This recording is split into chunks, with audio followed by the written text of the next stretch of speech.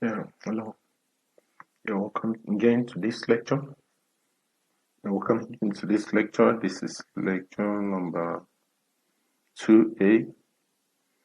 We're going to be discussing about typical embedded system. What is it that it contains? All right. So this diagram, shows the typical embedded system. So in it, we're going to have at the core, you will have your CPU, and then you have inputs, each you have where you have your sensors and the actuators, and just right at the core of the CPU you will have field programmable gate arrays and ASIC. You will have the memory. You will have other things that are integrated into it. All these things make up the embedded system. All right. So basically, the typical embedded system is made up of the hardware and the software.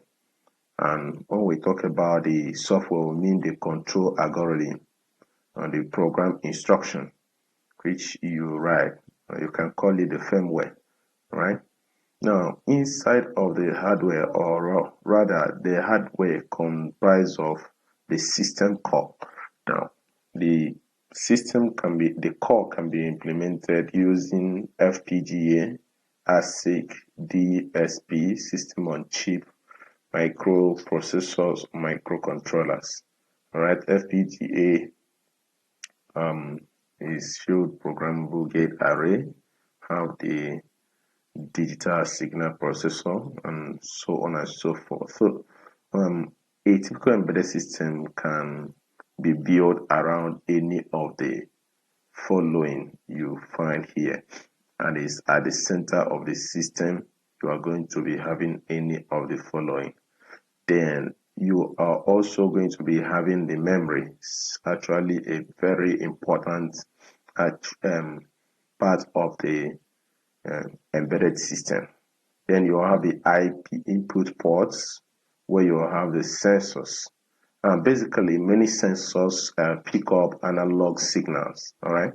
So in between the sensor and the microprocessor, microcontroller, or the system core rather, you can find ADC, that's analog to digital converter.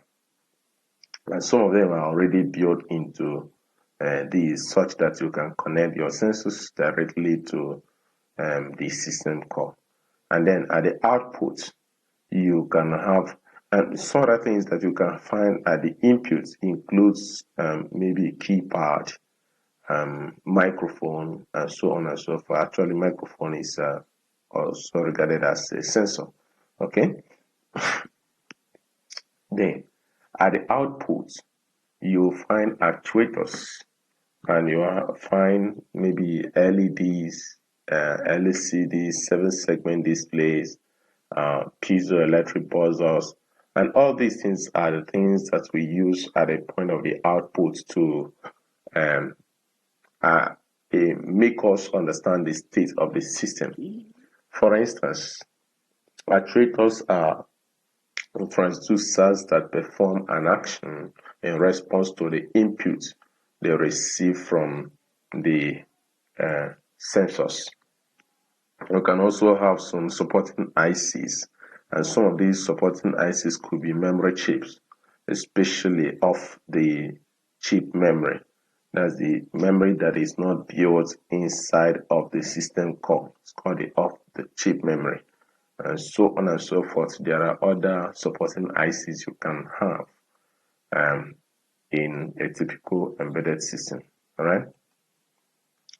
So when you come to the core, I've said it, you have the general purpose domain specific processors, all right, which include the microprocessors, microcontrollers, the digital signal processors.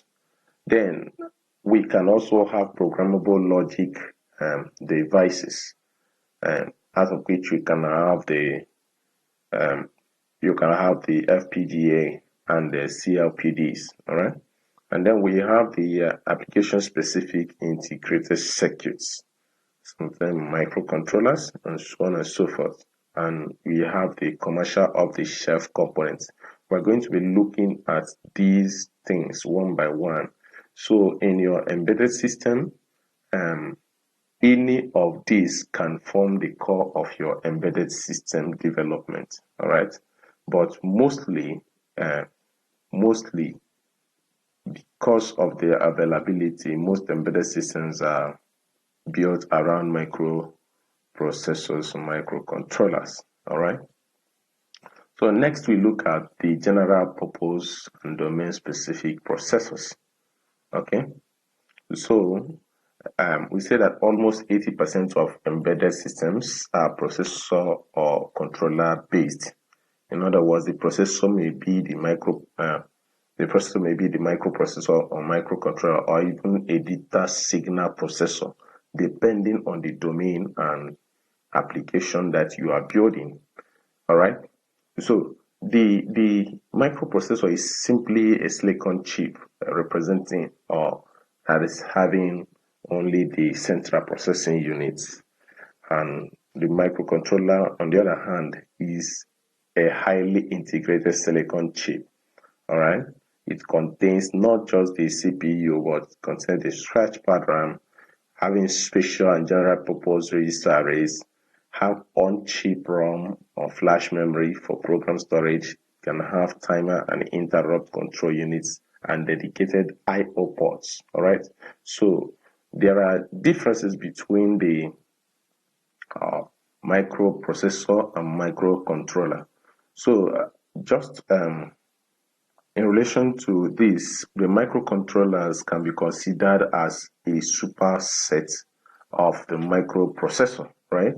So microcontrollers can be general purpose, like what we can have in 8051, Intel 8051, that is designated for general purpose application domain, or it can be also application specific. In other words, it can be built around a particular function, like we have the automotive AVR from Admet Corporation that is actually designed specifically for automotive applications. Okay, since microcontroller contains all the necessary functional blocks for independent working, they found greater place in the embedded system domain in place of microprocessors. All right. Okay. So next we look at the differences, the core differences between microprocessor and the microcontroller. All right. So the microprocessor is simply a silicon chip representing a central processing unit, the CPU, whereas the microcontroller is highly integrated and having the CPU, the scratch pad, special general purpose registers arrays, and it has on-chip ROM or flash memory for program storage, or have timer and interrupt control units and dedicated I/O ports. So you can actually say that the microcontroller is simply a microcomputer. All right. So next, we find out microprocessor is a dependent unit. In other words, it will require additional chips for its functioning, right? But the microcontroller it's self-contained. It's self-contained. It doesn't require external interrupt controller or timer or universal synchronous receiver and transmitter. That's UART for its functioning. It can function on its own, having all the capabilities built into it already. All right. So number three, we say that most microprocessors of the of our time are general purpose in design and operation. All right. But microcontroller application are oriented or domain specific. All right. So microprocessors doesn't contain or a built-in I/O port. the I/O port functionality needs to be implemented with the help of external programmable peripheral interface chips. All right. So there's no, it's just a processor of its own, right? And but microcontroller, most of the processors contain multiple built-in ports, which can be operated as single 8-bit, 16-bit, or that 2-bit port as individual port pins. All right.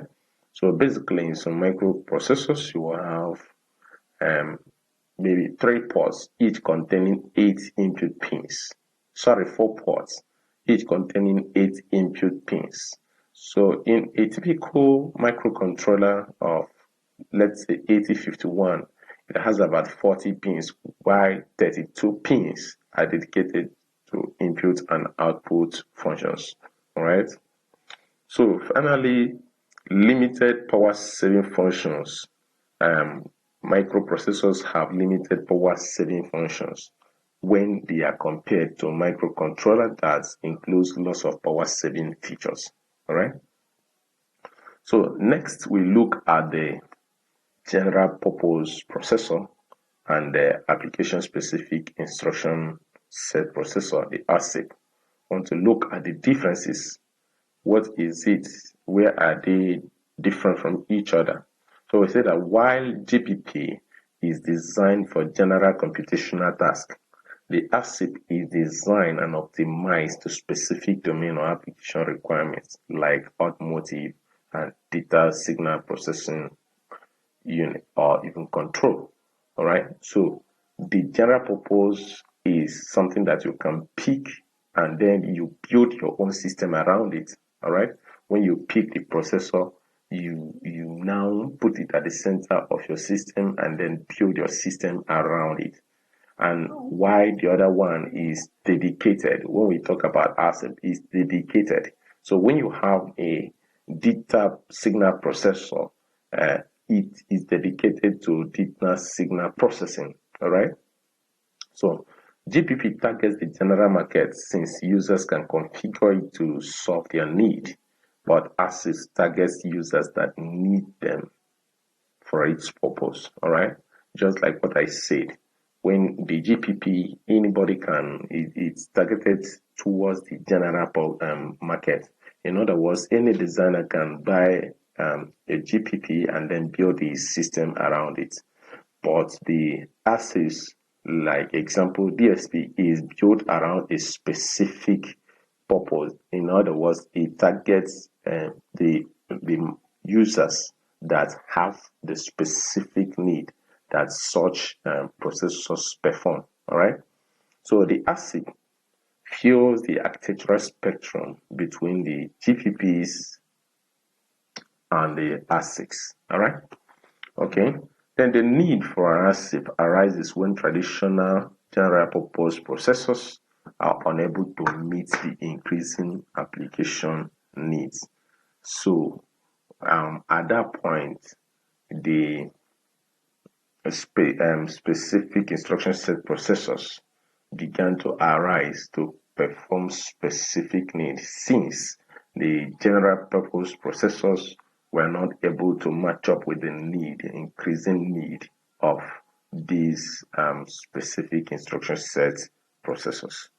Okay, so we have next the digital signal processors, which is part of the GPPs and which is part of the GPP that we were talking about.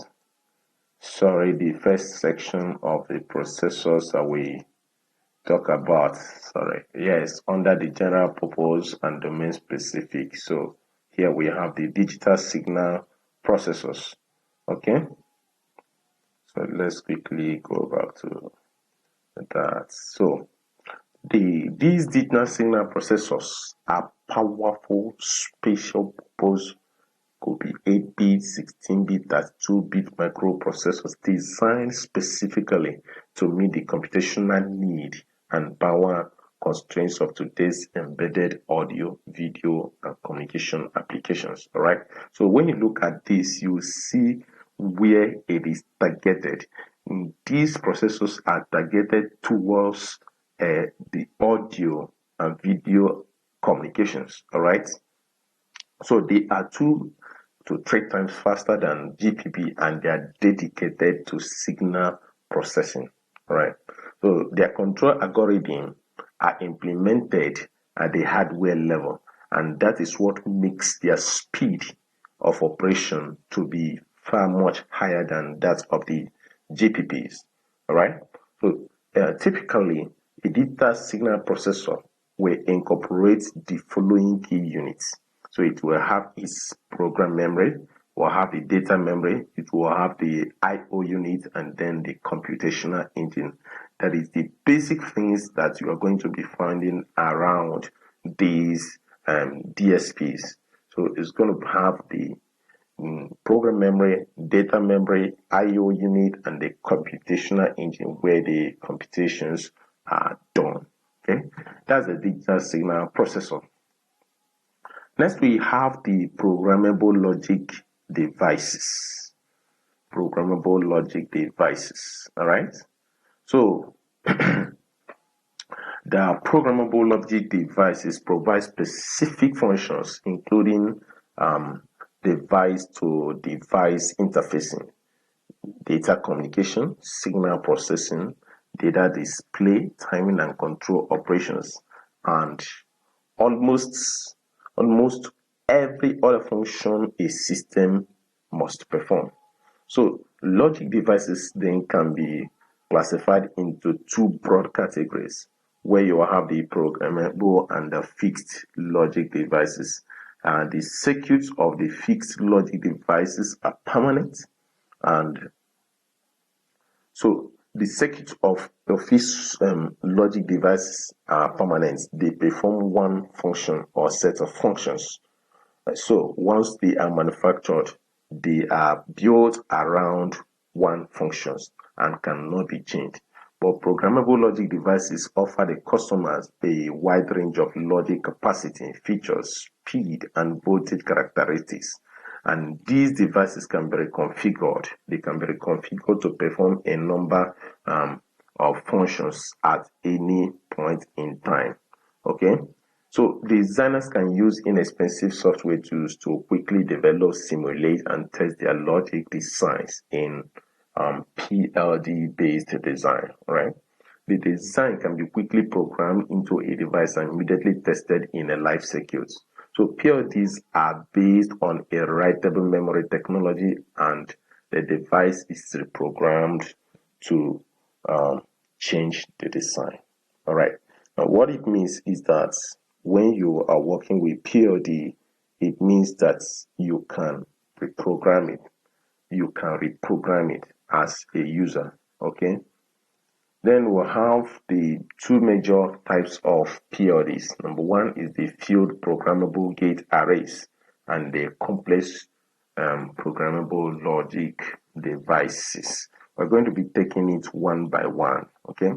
Next, first we'll have the FPGA. So this is an integrated circuit that is designed to be configured by a customer. All right. When a customer buys it, he can actually reconfigure it, and that is why it is called field programmable. That means at the field where you want to use it, you can reprogram it to do what you want. All right. In other words, it comes as a whole, and then you design your system and cause it. I will call it a dynamic system. It's actually a dynamic array of system that has the highest amount of logic densities. So most of the features and the most features and the highest performance are built into these. So the logic gate inside of it ranges from up to 1,000 to 500,000 system gates inside of it. So these advanced FPGA devices also offer features such as inbuilt hardwired processors, okay, substantial amount of memory, clock management, and support for many of the latest and very fast device-to-device signaling technologies. Okay, the advanced FPGA devices also offer features such as built-in hardware processor. Okay, I think I've said this. Built-in hardware, substantial memory, amounts of memory, clock management system, and support for many of the latest device-to-device signaling technologies are used in a variety of applications like data processing, instrumentation, telecommunication, and digital signal processing. Okay, so you can see the FPGA chip here, and then look at the structure, how it is built.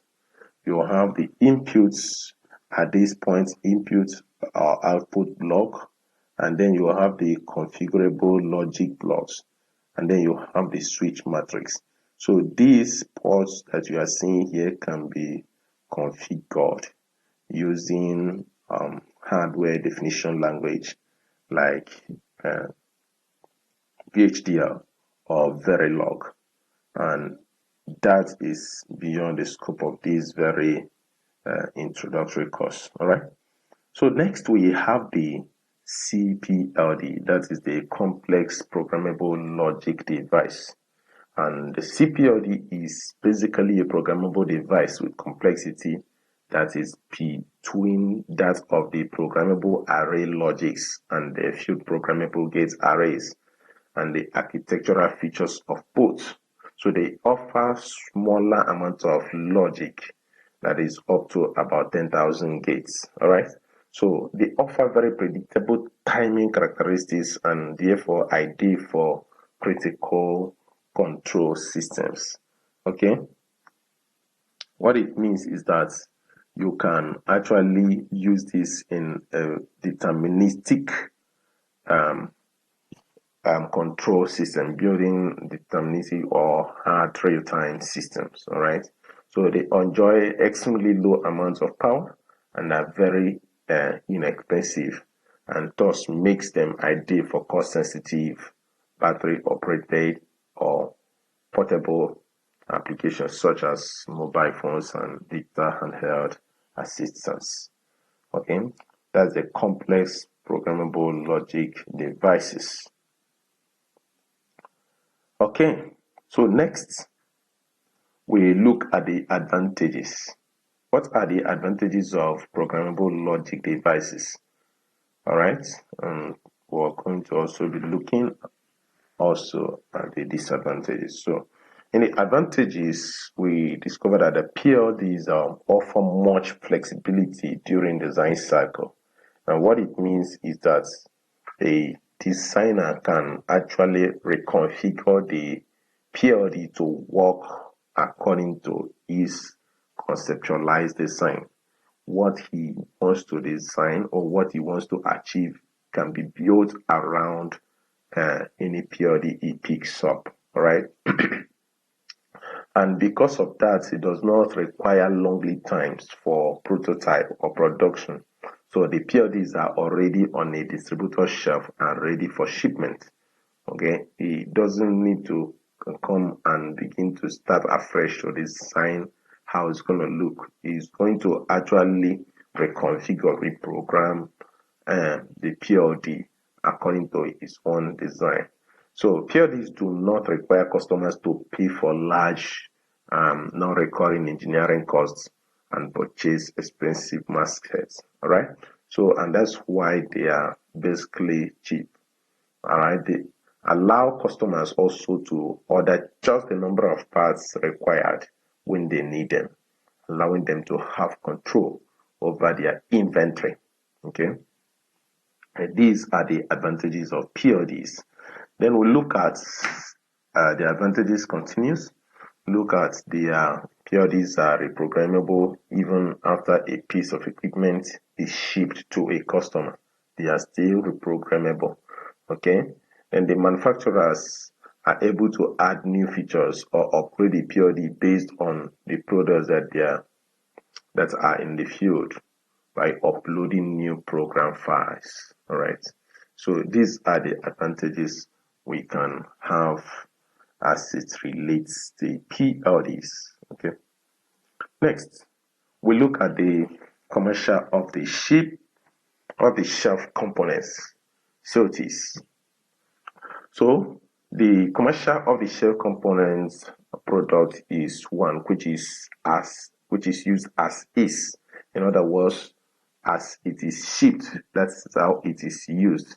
So COTs products are designed in such a way as to provide easy integration and interoperability with existing systems components. So typical examples of COTs COTs hardware units are remote control toy car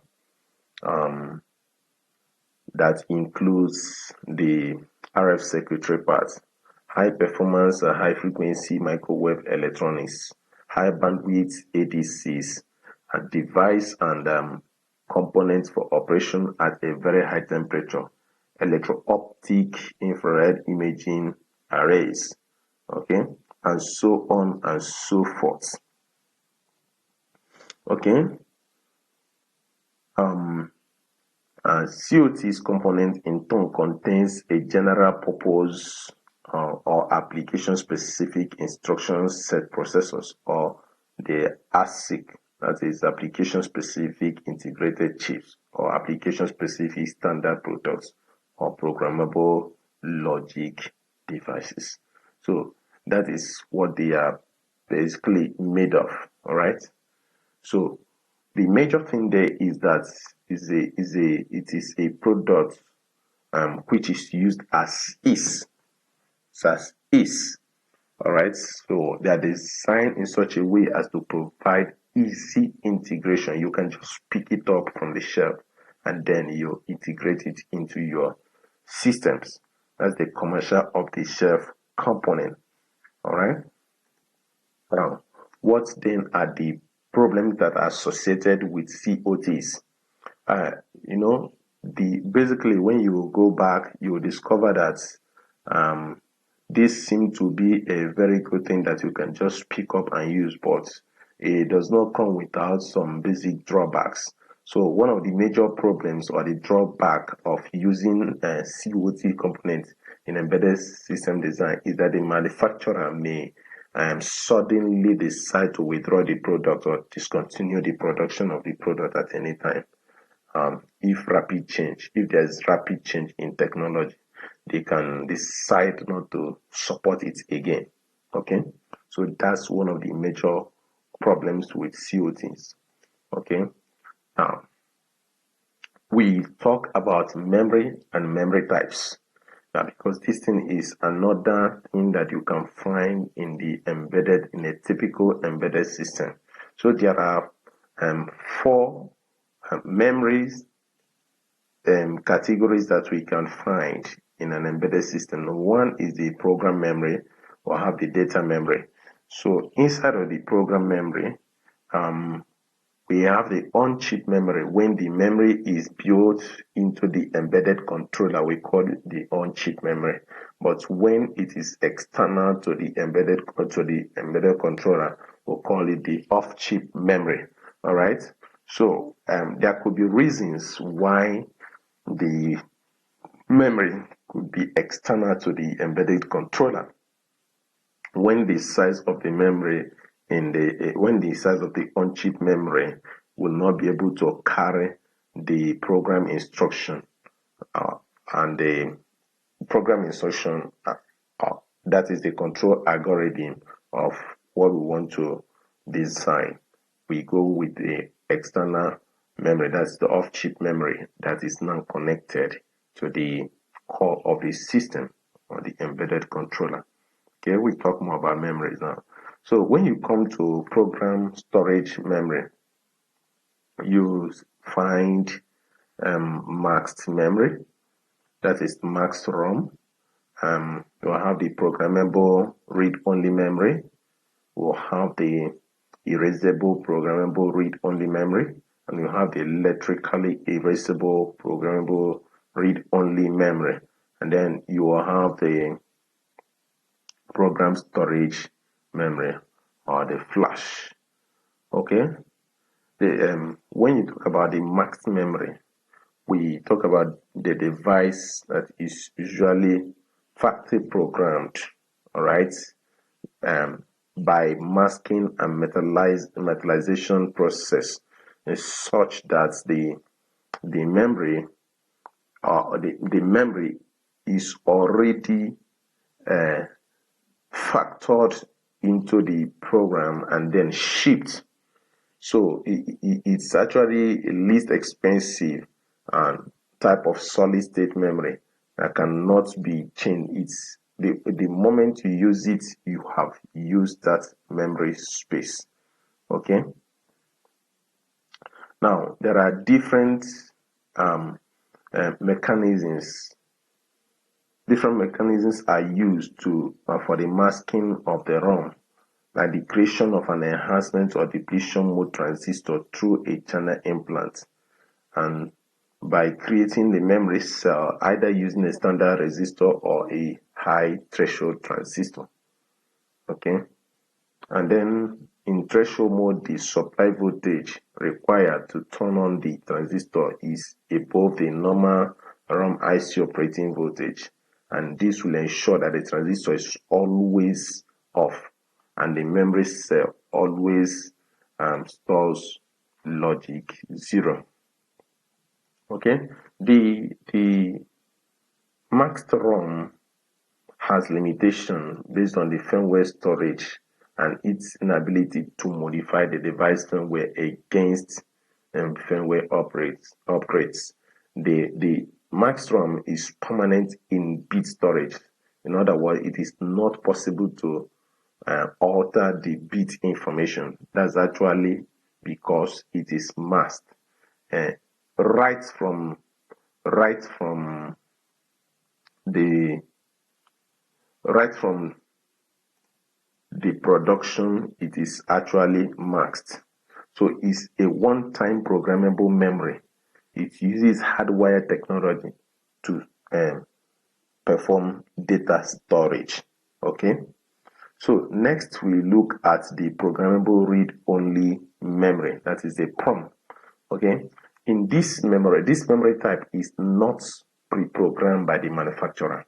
It is not unlike the previous one we just talked about. It is not pre-programmed by the manufacturer. The end user is responsible for programming these devices. Okay, the PROM has nichrome or polysilicon wires arranged in a matrix, and these wires can be functionally viewed as fuses. Okay, it is programmed by a PROM programmer which selectively burns the fuses according to the bit pattern to be stored inside of it. So when the fuses are blown, the fuses which are not blown or burned represents logic 1, whereas the fuses which are blown or burned represents logic 0. So the default state logic is now 1. So OTP is widely used for commercial production of embedded systems whose prototyped versions are proven and the code is finalized. All right, it is a low-cost solution for commercial production. That is programmable read only. Then the next is the erasable programmable read only memory. All right, so the word erasable simply means that you will have the flexibility to reprogram the same chip, right? So during the development process, the code is subject to continuous changes, and using an OTP is not economical. That is, using just the programmable read only is not economical. So, but at this point, the EEPROM stores the bit information by charging the floating gate of field effect transistor. Okay, so the bit information is stored by using an EEPROM programmer, which applies high voltage to charge the floating gate. All right. So the EEPROM now contains a quartz crystal window that is used to erase the stored information. Okay. So if the window is exposed to ultraviolet rays for a fixed duration, then the entire memory will be erased. Even though the EEPROM chip is flexible in terms of reprogrammability, it needs to be taken out of the circuit board and needs to be put in a UV eraser device for 20 to 30 minutes. So you find that even though it can be erasable, but it's quite a difficult, or rather a long process to actually subject the EEPROM memory to the point where we can now delete the program instruction that has already been programmed into it. So, but the point is that it has an advantage over the PROM, that is programmable read only, where you can actually erase the the program instructions inside of that memory and then reprogram it again. Okay.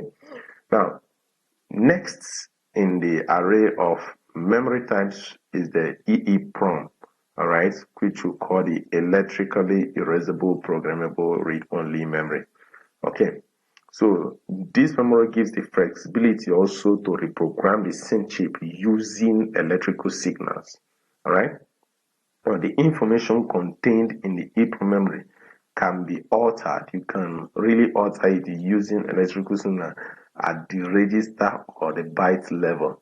So that which you have actually programmed into it can come to a point where you can reprogram. And this is one of the things that we see when we are doing embedded system design. So you might find out that your firmware is not working as expected. So you quickly need to reprogram the chip again. Okay, so they can be erased or reprogrammed within the circuit. Okay, so these chips include a chip erase mode, and in this mode they can be erased in a few milliseconds. Okay, so it provides flexibility for system design. The only limitation is that their capacity is limited when compared with the standard ROM, and it has just a few kilobytes. Okay, so and finally we have the program storage memory, that's the flash, right? Or the flash memory is actually a variation of the EEPROM technology. But the flash is the latest ROM technology and is the most popular ROM technology used in today's embedded design. It combines the reprogrammability of EEPROM and high capacity of standard ROMs. So the flash memory is organized as sectors, blocks, or pages, right? So flash memory will store information in an array of floating gate MOSFET transistors. The erasing of the memory can be done at the sector level or page level without affecting other sectors or pages. So each sector or page should be erased now before reprogramming. The typical erasable capacity of flash is of the order of a few thousand cycles. Okay, so that's actually the storage memory. And next, now when we talk about the storage memory, we are talking about where we will port, or where we code our control algorithm. All right, so the software or the firmware that controls the working of the embedded system, that is the place we can store them. Basically, what is now most currently being used is the program storage or the flash memory. All right, but it's necessary that we know all other memories that has been used in recent time. Okay, next we look at the read-write memory or the random access memory. So when we talk about the read-write memory, we talk about the working memory the working memory, the random access memory. Okay, so the RAM is the data memory or the working memory of the controller or the processor. Okay, RAM is volatile, meaning that when the power is turned off, all the contents will be destroyed. We won't see them again. So RAM is a direct access memory, meaning that we can access the desired memory location directly without the need for traversing through the entire memory locations to reach the desired memory position. And that is why it is called random access. So it's a random access memory location. So under the RAM, we have the static RAM and we have the dynamic RAM. Then we have the non-volatile RAM. Okay, so we're going to be taking it one by one.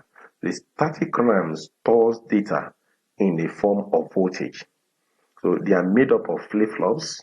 In typical implementation, an SRAM, that's a static RAM cell, is realized using 6 transistors or 6 MOSFETs. 4 of the transistors are used for building the latch, that's the flip-flop part of the memory cell, and the 2 for controlling the access. So the static RAM is the fastest form of RAM available. SRAM is fast in operation due to its resistive networking and switching capabilities.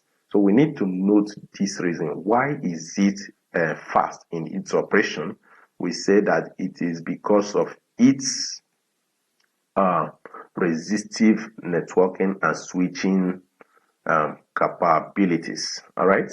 So next we look at the dynamic RAM, the DRAM. So the dynamic RAM, on the other hand, stores data in form of charge. Remember, the static RAM stores data in form of voltage, but the dynamic RAM stores data in form of charge. They are made up of most transistor gates. The advantages of DRAM are its high density and low cost compared to SRAM. But the disadvantage is that since the information is stored as charge, it gets leaked off with time. And to prevent this, they need to be refreshed periodically, right? So special circuits called DRAM controllers are used for the refreshing operation. So to refresh operation, the refresh operation is done periodically in a matter of milliseconds interval. All right. So next we have the non-volatile RAM. So a random access memory with battery backup. This is non-volatile RAM. It's a random access memory with battery backup. So it contains static RAM-based memory and a minute battery for providing supply to the memory in the absence of external power supply. So the memory and the battery are together packed together in a single package. All right, the non-volatile RAM is used for the non-volatile storage of results of operations or for setting up of flags. All right. So next we look at how to select memory for embedded system, right? So we say that the system memory requirements of an embedded system will depend primarily on the nature of application that is planned to run on the system. So before you select a memory, you will need to understand the nature of the application that you plan to run. All right. Now, the memory performance and capacity requirements for low-cost systems are small, whereas the memory throughput can be the most critical requirements in a complex, high-performance system. So you know whether your system is actually a small system or whether it's a complex system that has most time critical requirements. All right. Now, following are the factors that can be considered while selecting a memory. Now, depending on the embedded system, what your system is meant to do, you are going to be considering whether the speed of processing is necessary. In other words, is it a time critical system? Then you need to look at the data storage size and the capacity. What's the size of the firmware that you are about to pour it into the processor, the target controller or the processor? All right. Then what is the bus width? And then what is the power consumption? And what is the costs available for the design of the embedded system? All right. So when you look at all these factors, it will help you to select the special system that you need for your embedded, the special memory that you need for the embedded system. Okay. Next, we talk about the embedded systems requirements, and there are basically three requirements. So, all right, the memory requirement of an embedded system in terms of the RAM, and when we talk about RAM, we talk about the static RAM and dynamic RAM, and in terms of ROM also, which we talk about the EEPROM, the flash, and the flash. Okay, so this memory requirement is solely dependent on the type of the embedded system and application for which it is designed. So it is recommended that a buffer is given after the normal memory requirements so as to make for the functioning and the running of the application. In other words, if we choose that this system is going to basically it's going to take about 20 kilobytes, for instance, so it will be needful for us to actually add something to it. Perhaps we say, in other words, generally we are going to be needing about maybe 40 or 50 kilobytes. All right. So why we give space for where we can store, and that's why we talk about where we can store the program of instructions, that's the program memory. We also look at the data memory, which is we also look at the random access memory, which is the working memory. All right. So all these things we put together to be able to map out what our memory will be, what our memory requirement for the system will be. All right. So if the embedded system is RTOS space, now RTOS means real-time operating system, then the storage memory has to also be created for its storage according to the specification given by the suppliers of the OS. All right. So additional RAM and ROM memory is required for the running of user applications. So estimate the memory requirement for install and run the user applications without facing memory space issue. All right. So if actually the system is going to be built around the embedded system is going to be operating system based, then we're going to also be allocating space for the operating system itself and the storage memory and the working memory. Okay, so these are the things that you look at before you state that this system is going to take about so number of memory. All right, it's going to take about so number of memory space. Okay, so next, in that typical embedded system, we have sensors and we have actuators. Basically, our embedded system is in constant interaction with the real world. So it can be controlling and monitoring the environment. All right. So the controlling and the monitoring functions are executed by the embedded system is achieved in accordance with the changes happening to the real world.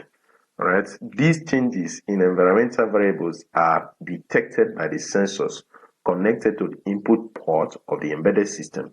So if the embedded system is designed for any controlling purpose, the system will produce some changes in the controlling variable to bring the controlled variable to the desired value. All right. So this is achieved through an actuator connected to the output port of the embedded system.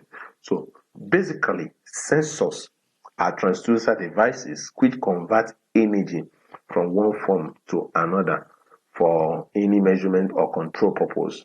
All right, sensors act as input devices, so they are around, perhaps sensing the temperature, the humidity level, and several other things around. All right, and most at times all these things are analog in nature, and so for us to integrate the sensors into the embedded system core, we are going to be interfacing it with the analog to digital converter, so that the input from the sensor, which are analog in nature, will now be converted to digital input, which the processor or the controller understands.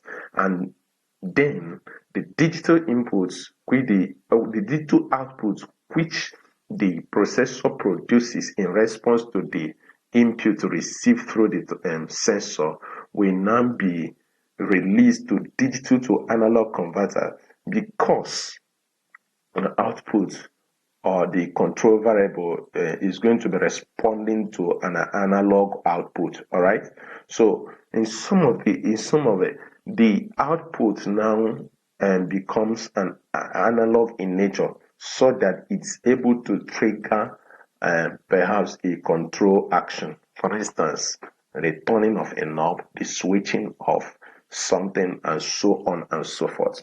So actuators actually are forms of transducer devices which convert signals to corresponding physical actions.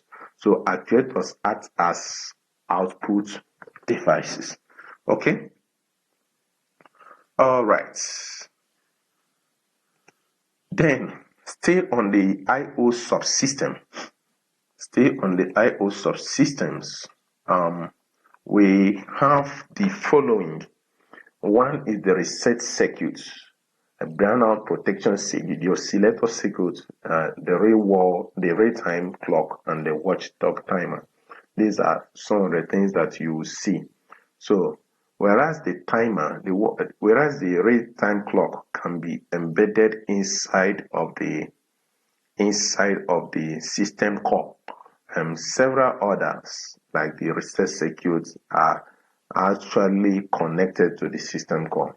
The oscillator circuits, some processors also have inbuilt oscillator. All right, but we're going to be looking at these things one by one. First is the reset circuit. Okay, the reset circuit is very essential to ensure that the device is not operating at a voltage other than the set voltage for the device. All right, so the reset signal, when you press the reset button, all right, the reset signal brings the internal registers and the different hardware systems of the processor or controller to a known state, and then starts the firmware execution from the reset vector. All right, so the reset vector can be relocated to an address for processor or controller supporting bootloader. So the reset circuit can be active high or active low.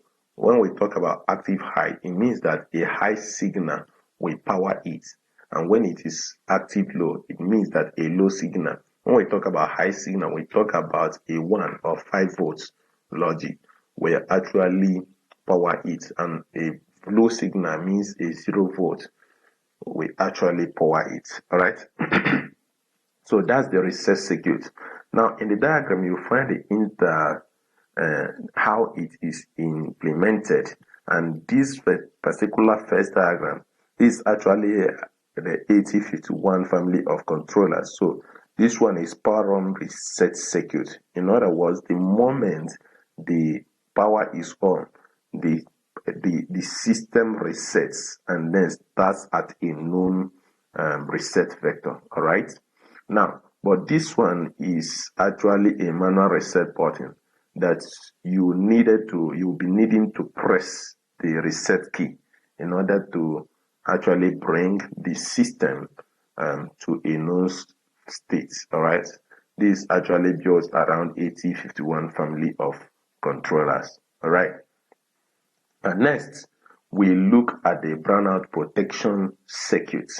Okay, so when you look at it, you discover that it's actually analog comparator circuit. Now, the first thing we need to understand is what brownout is. So the brownout is an intentional or unintentional drop in voltage in an electric power supply system. All right. So the intentional brownouts are used for load reduction in an emergency.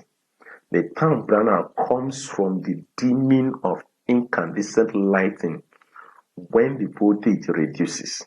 Okay, so a voltage reduction may be an effect of disruption of an electrical grid or may occasionally be imposed in an effort to reduce load and prevent a power outage known as blackout. This is basically what a brownout is. So brownout, intentional or unintentional drop in voltage. So you discover that some system, for embedded system to work perfectly, there might need to control the brownout. All right, control the intentional reduction in voltage or unintentional.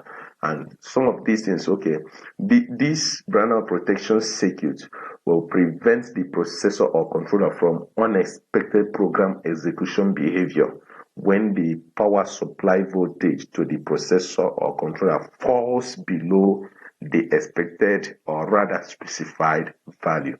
Okay, so it is essential for battery powered devices since there are greater chances for the battery voltage to drop below the required threshold. Okay, so the processor behavior below the threshold may not be predictable, and this may lead to data corruption. For instance, when you are sending data, okay, when you are sending something, perhaps a video, or let me give an illustration. When you are downloading a video and you discover that one thing or the other may happen and you are not able to download the full video, you will discover that the ones that you downloaded halfway will no longer be working. I don't know if it has happened to you. Why? Because it's an incomplete download.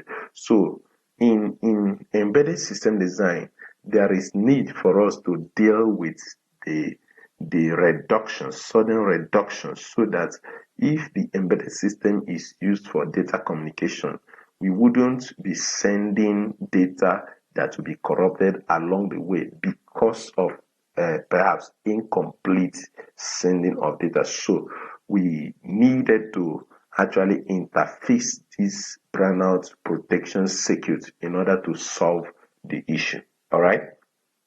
So next we look at the oscillator circuits. Okay. The instruction execution of microprocessor occurs in synchrony with a clock signal because microprocessor or controller is made up of digital combinational and the sequential circuits. All right. So the oscillator unit is responsible now for generating the precise clock for the processor. Some controllers integrated built-in oscillator units and simply require an external quartz crystal for producing the necessary clock signal. All right. So what you see in this diagram is a typical interfacing of a crystal to the pin 19 and pin 18 of the 8051 family of control, and then pin 20 is the ground. So this is how it's interfaced, and knowing the value of this crystal is very important because you are going to be referencing it inside of your program of instruction. That's the control algorithm, so that the system knows the value of the crystal that you are using in your oscillator unit. All right, that's for perfect synchronization. Okay, then next we look at the real-time clock. And the real-time clock actually is a system component responsible for keeping track of time, and it holds the information like the current time in the 12-hour or 24-hour formats, holding the current date, month, year, etc. And it is used to supply the timing reference to the system. The rate-time clock is intended to function even in the absence of power. So the RTC chip is interfaced to the processor or controller of the embedded system. Now, for operating system-based embedded devices, a timing reference is essential for the synchronization of the operations of the operating system's kernel. All right. So, like I said before, the rate-time clock in most um, cores, like in most microcontrollers, are built at the rate-time clock are built in to most microcontrollers. That the timer circuits are built into such microcontrollers. All right. Now, and finally, we look at the watchdog timer. Okay. Now, the watchdog, the term watch means that something is watching out for something. All right. So in this case, we have the analogy of a dog watching out for something, and what is watching is in relation to a timing reference. Okay. Now, a watchdog timer is actually a hardware timer for monitoring the firmware execution. Now, for instance, okay, depending on the internal implementation, the watchdog timer increments or decrements a free running counter with each clock pulse and generates a reset signal to reset the processor if the counter reaches 0 for a down counting watchdog or the highest value for an up counting watchdog implementation. All right. So in other words, whenever the watchdog timer detects an error in firmware execution, the counter is triggered from 0 to high for up counting and high to 0 for down counting implementation. When the threshold is reached, the system is forced to stop. Now, you may not fully understand this. Now, if you run into problems with your PC, there are some combinations of keys that you can press in order to force a restart, especially when your system is hanging. There are a combination of keys that you can press, all right, and then you will force a restart of your entire system. But it is not quite so with embedded system, because the user actually may not have access to keys to press. And for instance, and also most embedded systems are deployed in hazardous environments where the moment you deploy it, you are not able to go there and continue to monitor it. All right. So in order to actually watch out for failures of some certain things, also certain parameters, and then reset the system to start again. All right. We incorporate uh, another hardware timer, all right, that is external to the controller, to the CPU. All right, we place it there, and then some of them work that when there is problem in program execution, at a point the firmware encounters a problem. There's a problem in program execution. In order to actually return the in order to actually reset the system, the watchdog timer actually initiates a counter that will either be counting from 0 to a certain threshold or from a certain threshold down to 0. So, and at that counting point, the system will be waiting for the watchdog will be monitoring the program execution to see if it will return back to normal, all right, within those periods of counting. And if at the counting of the number the system does not return, then it will be forced to stop the execution and then reset it. So that's actually what the watchdog timer does. So it's like a watchman watching our embedded system process in our absence, and then does the needful thing that it has to do in order to actually bring it to a certain level. All right. Okay. These are the typical embedded system. We basically looked at this particular diagram. He looked at this particular diagram, what it is made of, each and every one of them, what they are made of, and what can be employed at the CPU, what can be employed as the core section of this. We talked about sensors, interfacing with the core by the use of analog to digital conversion and so on, digital to analog conversion for actuators. We talked about memories, we talked about several other things. Basically, what we looked for was the inputs and outputs. We talked about the watching circuits, reset circuits, and so on and so forth. All right. We didn't talk about some certain things interfacing hardwares like the LEDs and the LCDs, the resistors, transistors, and so on and so forth that you can also employ. So some of them are meant to be indicators. All right. So basically, when you talk about LED, it is actually to show us whether we are having output or not and the nature of the output. All right. When we talk about LCD, it's also an indicator part of the system that shows us what is happening. The same thing, so they are output devices, and at the input device we can have keypads, we can have other things. All right. So this is basically what we have done. Then if we have, or whenever we have time for practicals, we can now begin to talk about the LEDs, the diodes, and so on and so forth, how to interface them in your basic embedded system. All right.